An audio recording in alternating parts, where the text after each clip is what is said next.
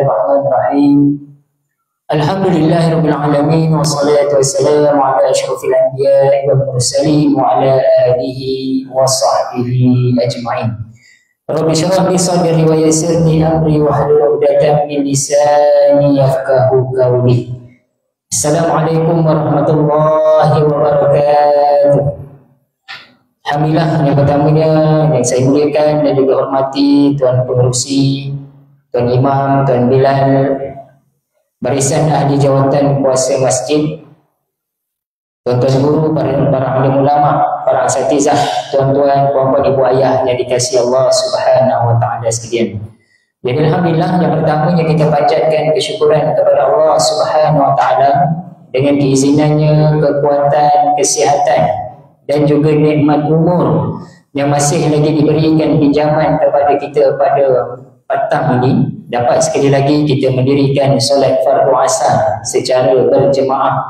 Kemudian Allah berikan lagi ruang dan peluang untuk kita berada di dalam taman-taman syurga. Jadi alhamdulillah, tuan-tuan, puan-puan, ibu ayah, petang ni kita bawa tajuk umum sikit. Jadinya kitab kita tu kita sambung raya nantilah.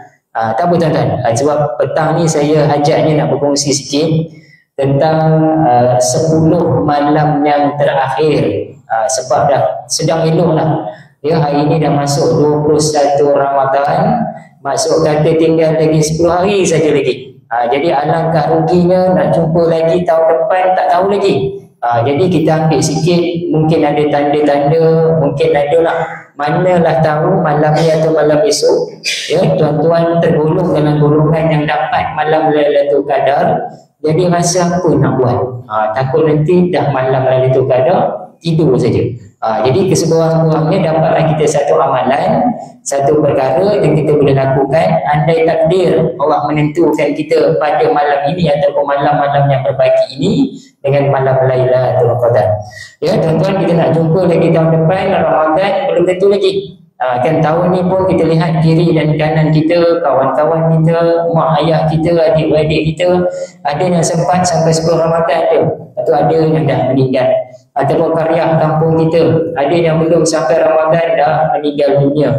Jadi alangkah ruginya kita sedang elok telah pun sampai ke fasa yang ketiga, kita mengabaikan ataupun hanya menjalankan ibadah puasa semata-mata ya. Jadi tuan-tuan, 10 Ramadan yang terakhir dah bermula daripada semalam tadi dah. Ikutkan malam tadi dah masuk malam yang ke-21. Kan orang rumah kata, orang rumah saya lah tadi pagi dia kata, bang malam tadi waktu kami di bahagian Datuk blackout. Bila blackout, jadi dia pakat keluar sekejap nak mengambil air. Jadi bila tengok cahaya terang benerang betul. Jadi saya kata sudah takkan malam tadi, takut tak sempat pula ya. Jadi nak bagi tahu tuan-tuan, nanti saya tunjuk antara tanda-tanda malam yang dikira sebagai malam Lailatul Qadar yang telah disusun oleh para ulama kita, dan tersebut juga dalam riwayat Ibnu Abbas yang dia menerangkan beberapa tanda. Jadi insya-Allah tuan-tuan jangan risau, masuk kata ada lagi berbagi ni, mungkin kita tergolong dalam golongan yang dapat. Baik, disebut tentang 10 malam yang terakhir. Kalau tuan-tuan perhatikan, di malam-malam ini bulan Ramadan, dia dibahagikan, kita boleh lihat 3 fasa. Ya, fasa yang pertama 10 malam yang awal kita boleh gambarkan kepada pusingan kelayakan. Sebab tu kalau kita tengok orang main bola, tuan-tuan yang mungkinlah kat sini ikut yang minat World Cup dan sebagainya, 10 malam yang awal semua pasukan pakat dah masuk. Kan itu pada 10 malam yang pertama. Bila masuk 10 malam yang kedua, yang itu dipanggil sebagai fasa kelayakan ya, yang mana kita panggil semifinal lah. Yang pada masa itu tuan-tuan akan perhatikan, akan nampak kalau masa ialah Ramadan yang pertama, ramai orang datang ke masjid. Ya, kalau masjid-masjid suara-suara kampung tu, macam belah kami di bahagian Datuk, banyak lagi suara kampung. Orang kata kayu lagi, pakat sengit sebelah surau tu tadi. Nak bagi tahu ramai orang sampai ke hujung-hujung ke beranda tu penuh.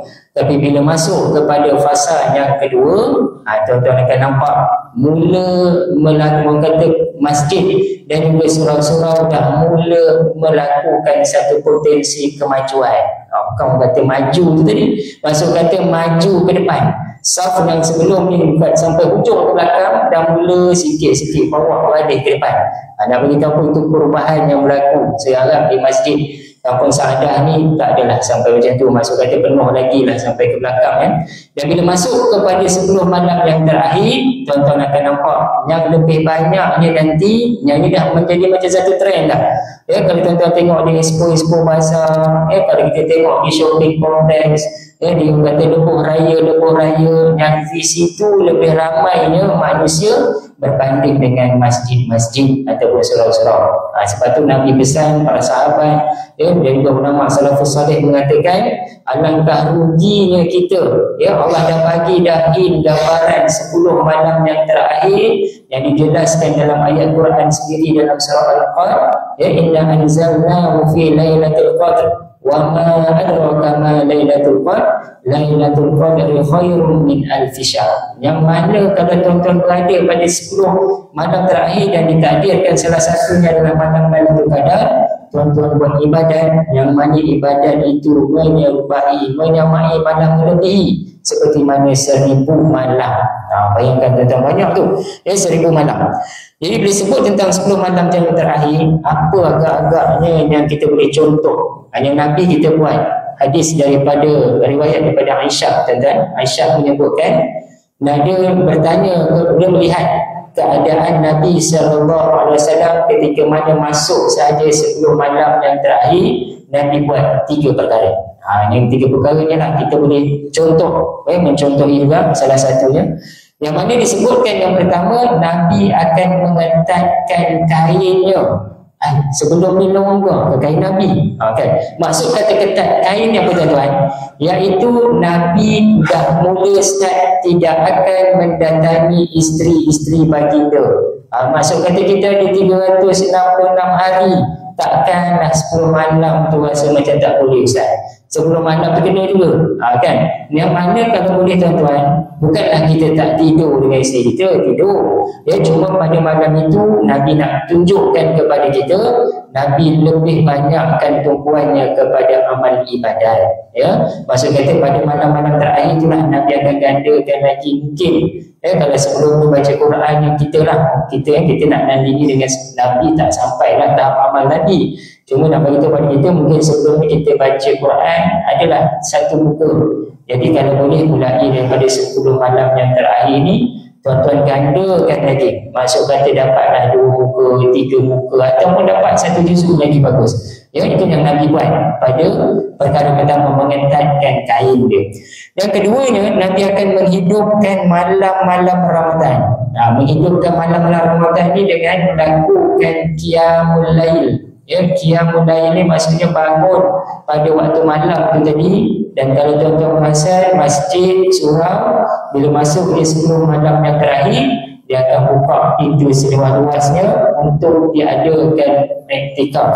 Masuk kata iktikaf ni qiyamul lail lah. Dia akan mula daripada di setengah masjid tu 2-3 pagi dah start dah. Dengan solat hajat, tahajud, tasbih, dengan bacaan Quran dan sebagainya. Lepas tu dia ada sahur. Habis sahur baru solat subuh. Maksud kata kita menghidupkan malam tersebut. Jadi tuan-tuan yang berada di rumah, bolehlah juga di rumah pun kita menghidupkan malam tersebut dengan qiyamul lail. Yang ketiganya, Nabi akan menggerakkan keluarganya untuk bangun malam. Maksud kata bukan untuk diri dia saja, tapi Nabi kejut juga isteri dia, kejut juga anak-anak dia untuk turut sama berada pada malam-malam akhir Lailatul Qadar itu tadi, supaya kita dapat meraih pahala itu secara bersama, bukan dengan untuk diri kita semata-mata. Jadi kena ingat tuan-tuan, untuk kita mengejar amal ibadat, jangan pernah kita lupakan keluarga dan juga anak-anak kita. Jadi tuan-tuan, itu 3 perkara yang Nabi buat daripada hadis Sayyidatina Aisyah radhiyallahu anha. Baik, kenapa agak-agaknya Nabi fokuskan kepada 10 malam yang terakhir, tuan-tuan? Kenapa tak daripada awal lagi? Awal tu Nabi fokus dah. Cuma bila sampai 10 malam yang terakhir, lagi detail, lagi fokus, khusyuk ni Nabi khususkan lagi. Sebab pada waktu itu akan adanya bonus yang Allah akan bagi kepada umat Islam. Jadi tuan-tuan, kalau orang yang bekerja, bila tahu dia dapat bonus, seronok sangat. lagi-lagi nak urus raya dan sebagainya. Jadi bayangkan pada malam tersebut, sebelum malam terakhir Allah janjikan bonus yang lagi besar lagi nilainya tuan-tuan, iaitu beribadat seperti mana 1000 bulan. Tuan-tuan, bila kita sebut tentang 1000 bulan, tuan-tuan cuba terjemahkan dalam waktu tahun. Agak-agak berapa tahun kita nak dapatkan 1000 bulan itu tadi. Yang mana kalau 1000 bulan itu diterjemahkan kepada tahun, tuan-tuan akan kira akan dapat 83 tahun 4 bulan. Siapa yang ada dekat dalam masjid ni umur 83 tahun? Kan mungkin adalah seorang 2-3 yang ada kita atuk-atuk yang ada dekat dalam masjid ni umur 83. Tapi siapa boleh jamin sepanjang umur 83 tahun tu dia lahir saja dan terus beribadat? Belum tentu. Tolak zaman 60-an, zaman Pok Ye Gugu ni tadi, betul, tolak lagi dengan zaman 80-an, 90-an kapak lagi. Adalah mungkin baki 25 tahun je yang betul-betul dia fokus beribadat. Start umur 50, mungkin start umur 40. Kan dia kata 40 dia lah baru yang penentu betul-betul nak ibadat. Tapi Allah bagi satu bonus. Kalau tuan-tuan buat ibadat bermula daripada maghrib sampai matlaul fajr, nak keluar fajar pada waktu subuh tu tadi, sepanjang malam tersebut, kalau nak tuan-tuan beramal ibadat, maka dapat seumpama 83 tahun kita beribadat. Bayangkan tuan-tuan, kita buat mungkin solat hajat je, mungkin kita baca Quran sahaja satu muka, tapi gandaan pahala itu kita pun tak dapat nak hitung. Sebab itulah kalau kita lihat, kita ni antara umat yang beruntung, sebab umat Nabi Muhammad SAW umur tak panjang, tapi amal ibadat gandaannya berpuluh-puluh ribu kali ganda berbanding dengan umat-umat Nabi yang terdahulu. Sebab itu kalau kita lihat umat Nabi yang terdahulu mengikut kepada Nabi masing-masing. Sebab itulah Nabi sebut dalam hadis, kata apa? Inna amaru, maksudnya umur umat aku nanti baina sittina wa sab'ina, di antara 60 hingga 70. Itulah umat Nabi kita Muhammad sallallahu alaihi wasallam kita. Kalau kita nak tengok umat Nabi sebelum ni, Nabi Adam 1000 tahun. Jadi umat-umat di seluruh pakat panjang umur 1000 tahun. Kemudian umat Nabi Nuh alaihissalam 950 tahun panjang-panjang umur umat Nabi Nuh alaihissalam. Kemudian siapa lagi? Nabi Ibrahim, Nabi Ismail kebanyakannya 150 tahun ke atas. Kemudian Nabi Isa alaihissalam 33 tahun di dunia, tapi still counting, masih dikira sebab dia diangkat ke langit, akan datang dia akan turun waktu mana hari kiamat nanti. Tapi nak beritahu apa, kita umat Nabi Muhammad SAW itulah umurnya. Paling lebih pun mungkinlah 70. Kalau ada lebih lagi tuan-tuan, yang itu merupakan satu bonus yang Allah bagi. Kalau kita lihat kajian di Malaysia, the Malaysian Expectancy Age, umur dia orang dah buat kajian, paling jauh pun boleh pergi, dia kata umur orang lelaki dalam 73 tahun, umur orang perempuan 77 tahun. Yang itu umur yang masih lagi sihat gagah, banyak lagi berdiri. Kalau bila umur dah masuk 80, dia banyak baring daripada berdiri, tuan-tuan. Itu biasa, itu yang dia buat kajian. Yang paling jauh pun boleh pergi, yang ada dekat dunia ni, dia lihat World Heritage punya umur adalah dalam 125 tahun. Takat tu je. Lebih pada tu, kebanyakannya tak ada yang orang boleh lebih pada umur tu. Jadi tuan-tuan, kita yang baru umur dalam 50, 60, 70, inilah satu peluang kepada kita, tengah sihat ni tadi, boleh berjalan, tangan boleh angkat, kalau tuan-tuan pergilah. Salah satu daripada tanda-tanda bersyukuran, tuan-tuan nak rasa syukur dengan umur ni, tuan-tuan pergi ziarah ke hospital. Masa tu tuan-tuan akan nampak, ya Allah, untungnya aku, ya Allah, kaki aku ni boleh lagi bergerak. Tuan-tuan pergilah. Kalau saya di Hospital Bainun lah, sebab kerja sebelah ada ofisnya Hospital Bainun, tuan-tuan pergilah tengok dekat ICU, berapa ramai orang yang terlantar, tangan tak boleh gerak, kaki tak boleh gerak, mulut ni air liur keluar banyak, mendidih, disedut guna alat penyedut tu tadi nak monitoring, semua tak boleh mampu nak buat apa. Yang hanya boleh mata terpejam dalam keadaan minum pun susu dimasukkan dalam badan tu tadi. Bayangkan takat, kalau nak umur kita sampai tahap macam tu, alangkah ruginya kita. Jadi sedang eloklah kita diberikan kesihatan yang baik ni, tuan-tuan gandakanlah amal ibadat satu persatu.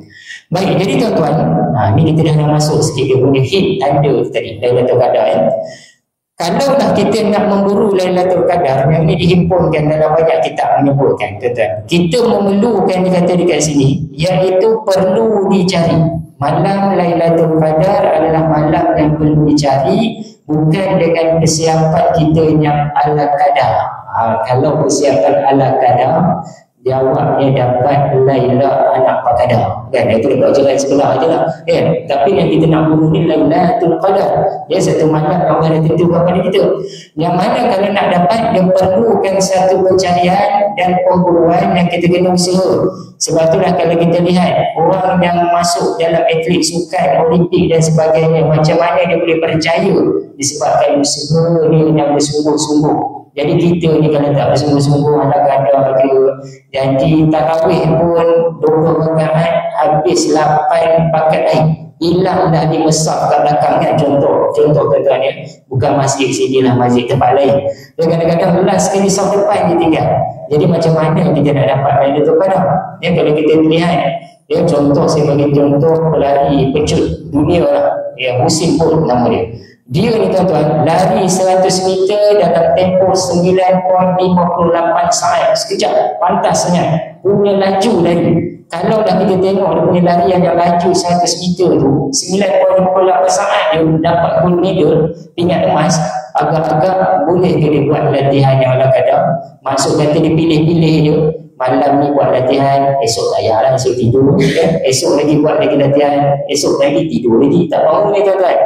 Yang mana latihan yang memerlukan beratus-ratus jam ya, perjalanan larian yang memerlukan beratus ribu kilometer untuk dia dapatkan anugerah juara pecut dunia itu tadi. Dan kalau kita dah nak memburu Lailatul Qadar, dan tentulah semangat usaha kita kena lebih lagi kalau kita nak dapat. Baik, jadi sebab itulah Nabi rahsiakan malam Lailatul Qadar supaya tak akan ada orang yang memilih-milih untuk melakukan. Dalam sabit dalam hadis Nabi pada awal menerima wahyu, Nabi tahu bila turunnya Lailatul Qadar. Tapi lama kelamaan Allah lupakan daripada sudut ingatan Nabi dan bila jatuhnya Lailatul Qadar itu datang. Tetapi ada satu riwayat hadis Nabi yang sahih menyebutkan, iaitu malam-malam yang boleh dikira sebagai akan jatuh Lailatul Qadar.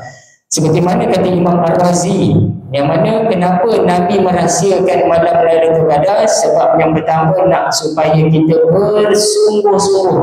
Tak adalah nak pilih malam ni kebetulan malam genap, malam ni malam 22. Jadi tengok, tak ramai orang nak datang masjid, apa lah Ustaz? Esok saya datang, esok malam 23. Jadi sebab itu dirahsiakan, boleh jadi jatuh pada malam yang genap, boleh juga jatuh pada malam yang ganjil. Jadi kita jangan memilih-milih lah tuan-tuan ya. Yang ketiganya nak supaya kita membesarkan seluruh malam Ramadan tadi. Jadi kalau boleh daripada malam yang 21 sampai malam 29 ni, malam tiap malam tu kita datang. Jangan kita pilih-pilih, kita besarkan. Ya, bukan malam-malam ganjil saja, supaya kita tidak menjadikan satu amalan kita memilih-pilih dari dalam ibadat kita. Baik, anda katalah ada yang rasa dah dapat malam Lailatul Qadar. Contohnya dekat masjid ni mungkinlah sebahagian orang alim, ya, orang yang sungguh-sungguh, Ustaz, saya rasa malam tadi saya dah dapat. Jadi bila dah dapat, tengok-tengok malam ni dah tak datang dah. Ya, datang masjid pun dah tak datang. Kenapa dah tak datang? Dia jawab, kata, malam tadi saya dah dapat dah Ustaz. Buat apa lagi? 1000 bulan tu, 83 tahun, tak payah datang pun tak apa. Hanya inilah yang kita nak ambil. Sepatutnya kalau tuan-tuan dah rasa, contohlah malam tadi dah rasa dah Lailatul Qadar, contoh. Jadi tuan-tuan sepatutnya bagi orang yang beriman, malam yang ke-22 malam ni lagi bersungguh dia nak mendirikan amal ibadat, tanda bersyukuran dia kepada Allah. Ya Allah, untungnya aku dapat malam tadi. Ya Allah, aku datang lagi malam ni, tanda syukur aku kepada Kau ya Allah. Aku membangunkan lagi, menggandakan lagi amal ibadat. Sepatutnya begitu ya. Jadi tuan-tuan, semakin dia rasa, sepatutnya semakin lagi kita bertambah ya. Ada juga orang kita bila mana nak memburu malam Lailatul Qadar, biasanya ini orang muda lah, dia dah mula nak jadi content creator. Content creator ni maksudnya dia tunggu, tapi bukan buat ibadat, dia nak rekod, rakam ambil gambar, nak tunggu ada tak malam-malam yang dia nampak macam lain sikit, dia nak viral kan. Dan itu kadang-kadang dia tengok tiba-tiba ada pula Quran terbang. Padahal bukan Quran terbang, mungkin sampah dia tu dilanggar dia duit, nampak dan melambung sikit, ini macam Quran terbang kan. Benda-benda itu yang kadang-kadang diviralkan, yang diburu adalah benda-benda yang nak dihebohkan dalam media sosial. Jadi benda itu tak sepatutnya kita lakukan. Dan orang kita juga zaman-zaman dulu lah, zaman nenek kita atau kita, apa yang dia orang buat agak-agak tuan-tuan, dia masuk 10 malam terakhir, mereka akan memasang pelita-pelita. Kalau orang sekarang ni dah ada pelita, orang kata solar tu, beli dekat Shopee, beli dekat TikTok, ada penuh pasang kan. Kadang-kadang pelita yang guna lampu elektrik ataupun kita panggil bateri pun ada. Kalau kita tanya orang dulu-dulu, kenapa dia pasang agak-agak? Ini jawapan orang dulu lah kalau kita tanya ya. Dia kata apa, Ustaz, saya pasang berapa supaya nanti bila malaikat datang, malaikat tak sesat. Dia tahu rumah mana yang paling ceria, rumah itu yang dia akan datang ramai. Yang ini orang kita dulu tuan-tuan. Ya, yang itu adalah salah satu tanggapan yang salah. Ya, sepatutnya kalau tuan-tuan nak pasang, boleh tak jadi kesalahan? Salah Ustaz, saya baru dia pasang malam tadi. Boleh, tapi niat tu pastikan niat yang betul. Tuan-tuan niatkan supaya kita nak membesarkan malam tersebut untuk kita melakukan amal ibadat. Nak dapatkan vibe tu, kata semangat sikit tengok rumah cerah, seronok sikit kan. Yang itu tak apa. Tapi kalau niat untuk malaikat tak tersesat, siap dia buat macam jalan lagi tuan-tuan. Kadang-kadang dia susun lampu tu cantik ngam, kena lari selari dengan pintu rumah supaya takut nanti kalau lari sikit lain dia pergi dia. Yang ni kita katakan malaikat dia lebih tahu pada kita. Kalau orang tu tak pasang lampu sekalipun, masuk kata nak malaikat tahu apa yang dilakukan oleh orang yang beribadat di dalam rumah ataupun di bilik-bilik tersebut. Jadi tuan-tuan jangan risau, gandakan saja amal. Lampu tu boleh dipasang tapi bukan niat untuk kita panggil yang tersalah ataupun tersasar tadi lah. Baik, sebab itulah antara kata Ibnu Umar, ini kita boleh tengok ya. Dia kata apa? Malam Lailatul Qadar itu adalah mutaharriyah, iaitu kita perlu mencari, bukannya kita menunggu. Maksudnya mesti di search, ya, bukan waiting. Orang kita sebutlah ya, maksudnya bukan kita cari, bukan kita tunggu saja, tapi kita mencari malam tersebut. Jadi nak mencari malam Lailatul Qadar ini adalah sedikit hint. Sebab orang kita biasanya Ustaz tak ada bagilah hint sikit. Kan kalau anak kita nak UPKK, nak SPM, nak PMR, cikgu pun bagi tanda, takkan dah malam Lailatul Qadar tak ada tanda ya. Yang ini telah pun digariskan dalam banyak kitab tuan-tuan, antaranya para ulama yang terdahulu, antaranya iaitu Syekh Abu Yazid Al-Bustami, seorang ahli sufi pada abad ke-8. Dia kata apa? Seumur hidup ahli sufi ni tuan-tuan, Abu Yazid Al-Bustami ni dia kata apa? Aku pernah menemui malam Lailatul Qadar sebanyak 2 kali. Dua kali dia pernah jumpa tuan-tuan. Dan sebanyak 2 kali itu dia kata apa? Pengalaman dia Lailatul Qadar itu jatuh pada 27 Ramadan. Maksud kata malam 27. Dan juga banyak para ulama juga dia buat kajian-kajian. Sebab tu kalau tuan-tuan tengok istilah ataupun kalimah Lailatul Qadar, kalau tuan-tuan kira Lailatul Qadar, dia ada lebih kurang dalam kita panggil dinisbahkan surah Al-Qadr tadi, inna anzalnahu fi lailatul qadr, sampailah kepada huruf ataupun kalimah hiya itu maksudnya Lailatul Qadar tadi lah. Dikira-kira ada 27 kalimah untuk sampai kepada perkataan hiya. Ini dia orang buat kajian. Jadi sebab itulah dikatakan malam 27. Tapi adakah malam lain tak jadi? Boleh jadi-jadi juga. Sebab kalau Allah nak takdirkan datang, dia tetap datang. Cuma ini sebagai tanda dan juga alamat. Dan Nabi sebut juga, ini dalam hadis Nabi yang saya disebutkan, iaitu malam Lailatul Qadar itu Nabi sebut Lailatul Qadar fi tasi'ati tabqa fi sabi'atin tabqa fi khamisatin tabqa. Maksud kata apa? Nabi suruh kita carilah pada malam-malam ganjil. Jadi semalam dah lepas dah, adalah lagi beberapa malam lagi yang ganjil ni tuan-tuan. Waktu yang ini kita kena pastikan jangan pernah terlepas. Dan ada juga orang yang tunggu-tunggu waktu malam ganjil, waktu Lailatul Qadar lah dia terlelap. Malam lain punyalah dia segar. Datang malam Lailatul Qadar, pengantuk tamat sangat. Lepas pada isyak tu tadi, dah habis dia tarawih balik rumah, memang tak ada apa, penat, baring sekejap dia tahu-tahu terlelap sampai dah ke subuh. Ada juga orang yang macam tu tak disempatkan, tak diberikan keizinan. Jadi kita doa sangat-sangat, ya Allah izinkanlah aku untuk menemui malam Lailatul Qadar. Baik, dan dikatakan dekat sini, kata Ibnu Abbas, jadi kita boleh ambil sebagai tanda tuan-tuan. Malam Lailatul Qadar itu akan berlaku dalam keadaan beberapa perkara. Jadi tuan-tuan boleh tengok nanti kalau berlakulah perkara-perkara ini, boleh jadi itulah telah terjadinya Lailatul Qadar. Yang pertama katanya Lailatul Samhatun. Malam itu merasakan lemah dan lembik. Apa maksud lembik ni tuan-tuan? Maksud lemah dan lembik ni adalah malam-malam lain kalau orang yang duduk dekat taman-taman perumahan memang bising dengan bunyi anjing, kadang-kadang budak-budak nak rempit, bunyi main motor, bunyi kereta, lori dan sebagainya, memang riuh. Tapi malam itu kita rasakan sunyi, sepi yang lain macam. Kalau kat kampung lagi dah sunyi, kalau kat bandar tuan-tuan rasa macam sunyi sangat malam ni. Ini Ibnu Abbas dia riwayatkan malam tu akan terasa sunyi sangat, tenang yang mendamaikan. Ini tanda yang pertama. Yang kedua, akan berlakunya cuaca pada malam itu cerah, tak gelap, cerah.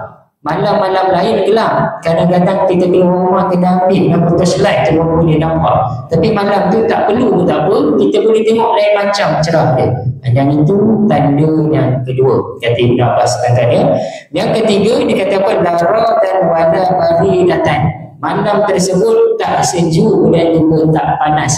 Biasa kalau kita ni sekarang ni tengah cuaca kadang panas-panas subuh, kita balik rumah tuan-tuan mesti nak kena pasang aircon. Siapa yang rumah dia aircon lah. Yang kipas pula mesti nak kena pasang kipas tu 3 ataupun full. Tapi malam tu tak panas. Nak kata sejuk pun tak sejuk sangat. Yang ini dia kata la baridan wala baridatan. Tak apa nak panas, tak apa nak sejuk. Sejuk kata tenang, dah tenang. Lepas pada tu cerah nak cuaca dia. Lepas tu yang ketiga, tak terlalu sejuk dan tak terlalu panas. Tak pasang aircon pun tak apa malam ketiga. Nak bagi tahu apa itu keadaan yang ketiga. Yang keempat, kalau yang dah keempat ni dah terlambat dah tuan-tuan, sebab waktu siang dia. Yang ini takut yang Allah terlepas aku. Jadi waktu siang dia kata apa? Berlakunya siang itu nanti mataharinya bersinar dengan sinaran yang lemah, merah saja. Kemudian seperti mana kabus ataupun dalam keadaan yang kita panggil nampak macam jerebu tu. Biasa pagi-pagi cerah menerang dia. Yang ini macam jerebu, kemerah-merahan, sayu, tenang dia bagi tu. Saya tak tahulah kalau tuan-tuan terasa pagi tadi dah nampak semua empat-empat ni. Kalau belum ada, kita doalah semoga ada lagi malam ganjil yang kita boleh buru ni tuan-tuan. Baik, itu 4 tanda. Dan takdirlah kalau tuan-tuan jumpa malam Lailatul Qadar. Buat kita kan kadang-kadang jumpa apa dia akan buat. Ini kita ambil. Di antara yang disusun di sini, takdir kalau kita bertemu dengan malam Lailatul Qadar. Kalau kita sebagai orang awam, nasihat dia tuan-tuan, rahsiakan dia. Rahsia, jangan cerita ke orang. Ustaz, kenapa pula kena rahsia? Ada sebab. Sebab apa tuan-tuan? Kita sebagai orang awam ni kalau duk menceritakan pada orang, takut kita akan jadi lemah semangat. Kenapa disuruh rahsiakan? Seperti mana kita tengok kisah Nabi Yusuf AS. Bila dia mimpi bertemu dengan bintang di langit, kemudian dia cerita pada ayah dia kata apa, jangan cerita pada abang-abang kamu, takut nanti boleh mendatangkan kedukaan, kemudaratan kepada diri kamu, takut kena bunuh nanti. Walaupun benda itu baik, sama dah juga dengan Lailatul Qadar. Benda yang baik kalau kita kongsikan, takut nanti menjadikan benda yang melemahkan kita. Kenapa? Contoh, kita ni kadang-kadang nak kata sembahyang, itu sembahyang lah, kadang-kadang lambat, kadang-kadang cepat. Kita pun ceritalah pada kawan kita. Kita jumpa dengan Tuan Imam lah, kata kan, Imam, malam tadi saya rasa lama, malam tadi saya dah jumpa Lailatul Qadar lama. Dia apa ni Tuan Imam kata apa? Kamu ni, aku yang imam dah 60 tahun kat sini, belum pernah dia jumpa, kamu dah jumpa. Itu yang kita cerita dengan orang-orang kebanyakan kita. Kena pula kita cerita pada orang-orang kita. Yang malam tadi, nak tahu tak, yang malam tadi abang rasa abang dah jumpa dah malam Lailatul Qadar. Semua tanda abang dah jumpa lah. Abang rasa abang dah dapat 1000 malam beribadat ni tadi. Ya Allah ni biar betul. Abang subuh pukul 8 pagi boleh dapat Lailatul Qadar. Mana maunya kan? Yang itulah menyebabkan kadang-kadang kita rasa lemah, rasa ni aku tak layak nak dapat. Sebab tu tuan-tuan, kalau nak jumpa takdir Lailatul Qadar, cukuplah kita sahaja yang rasa, kita yang tahu, panjatkan bersyukuran kepada Allah. Dan Allah tidak memilih-milih tuan-tuan. Kalau takdir tuan-tuan yang mungkin maklumlah, kita ni baru nak berubah, baca Quran berubah akak lagi. Tapi kalau takdir Allah nak bagi, Allah akan bagi. Jangan risau. Bukan kata kena jadi tuan-tuan guru, para alim ulama semata-mata. Orang kebanyakan pun boleh dapat juga. Baik, kalau dah ada jumpa malam itu, apa yang kita nak buat? Nak dapatkan pahala di sisi Allah Subhanahu Wa Taala. Dalam kitab Lataiful Ma'arif pernah Juwaybir rahimahullah ta'ala tanya kepada tuan gurunya bernama Abdullah. Dia tanya dalam kitab tersebut, di dalam riwayat kitab tersebut mengatakan, Juwaybir tu tanya kepada tuan gurunya, wahai tuan guru, kalaulah malam tersebut adalah malam Lailatul Qadar, tapi bagi orang yang tak dapat beramal ibadat disebabkan hal-hal yang tak dapat dielakkan, boleh tak dia itu nak dapat pahala juga? Contohnya siapa tuan-tuan? Orang perempuan yang datang period, datang bulan, macam mana dia nak baca Quran, macam mana dia solat-solat hajat, tahajud dan sebagainya. Jadi boleh tak dia nak dapat? Kemudian ataupun orang yang memandu, kan, driver bawa bas daripada KL nak hantar orang ke Kelantan, ke negara Malang. Jadi bila masa dia nak pergi i'tikaf dekat masjid.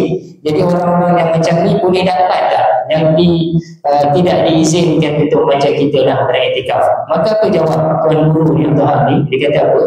Ya, mereka juga akan dapat. Yang mana selagi mana setiap perbuatan tersebut adalah perbuatan baik, dan itulah sekadar kemampuan yang dia boleh lakukan. Jadi dia pun boleh dapat ganjaran pahala malam Lailatul Qadar. Dia contoh dengan syarat dia kenalah melakukan tambahan-tambahan tadi. Contoh kalau dia bawa bas, jadi dia ni ada Allah, malam ni aku bertugas bekerja untuk ibadat, yang mana aku nak cari rezeki yang halal, aku bawa 40 orang dekat dalam bas ni tadi.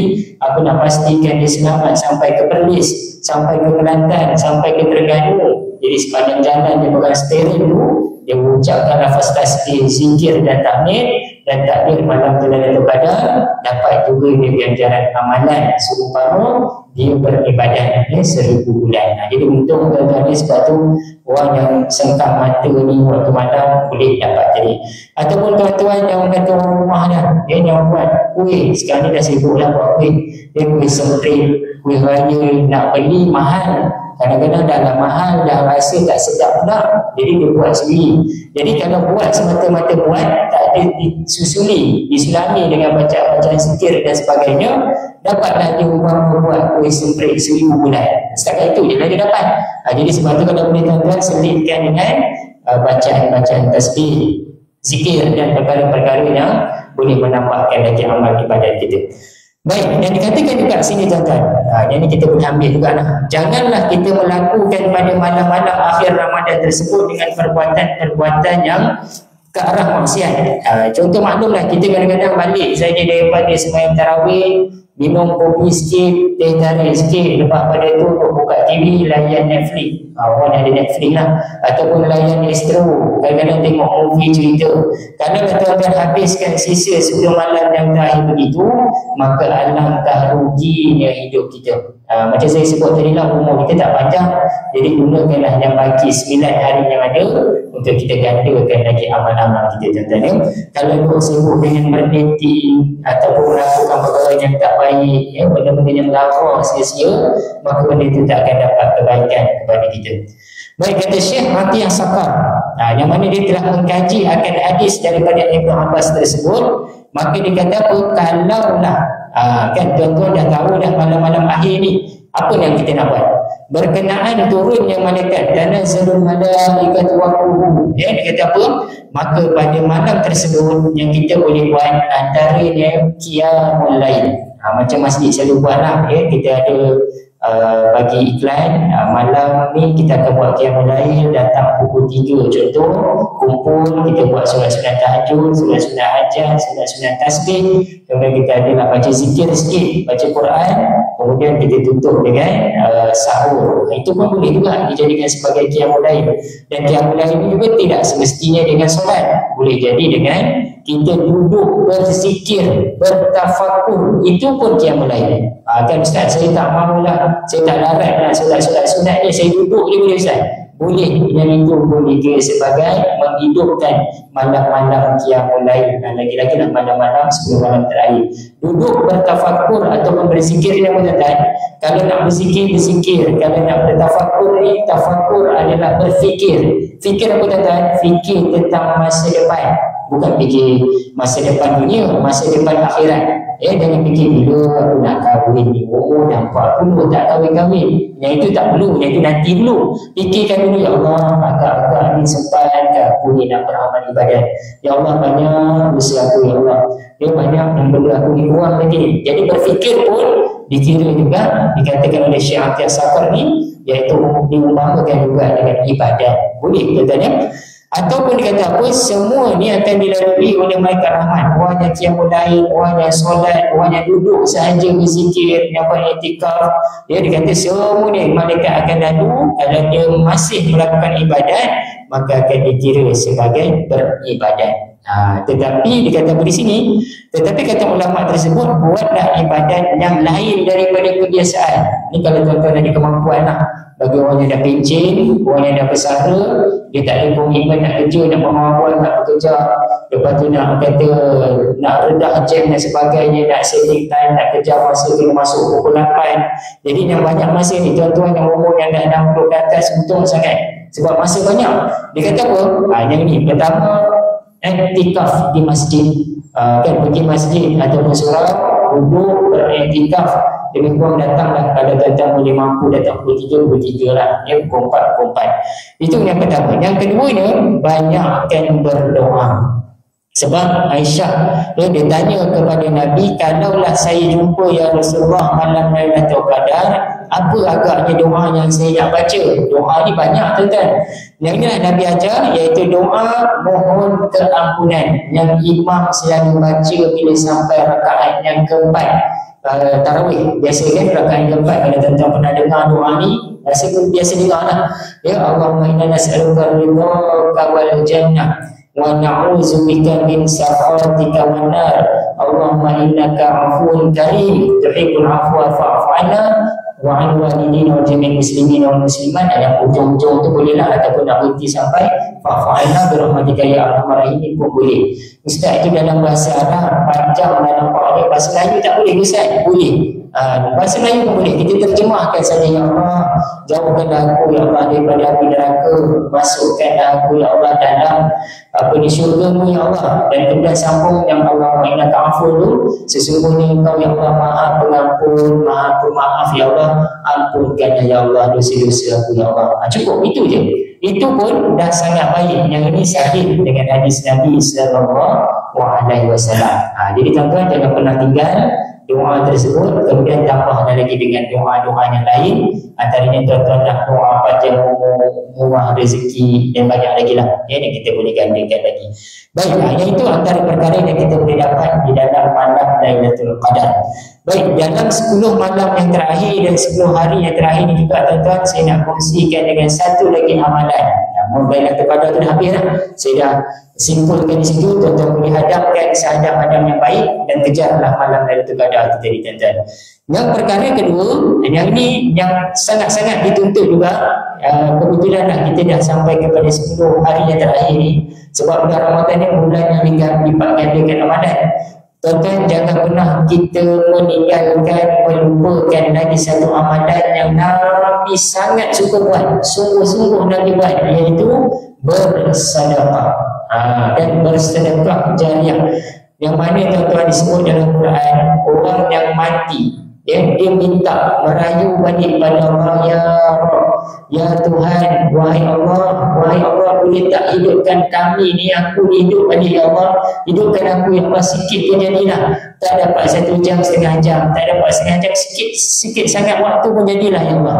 Ni kalau kita ditanya pada orang yang mati dekat kubur, tuan-tuan, ni Allah rangkamkan dalam ayat Al-Quran. Kan? Kemudian Allah tanya, nak apa? Apa tujuan nak hidup ni tadi? Nak hidupkan balik sekejap ni?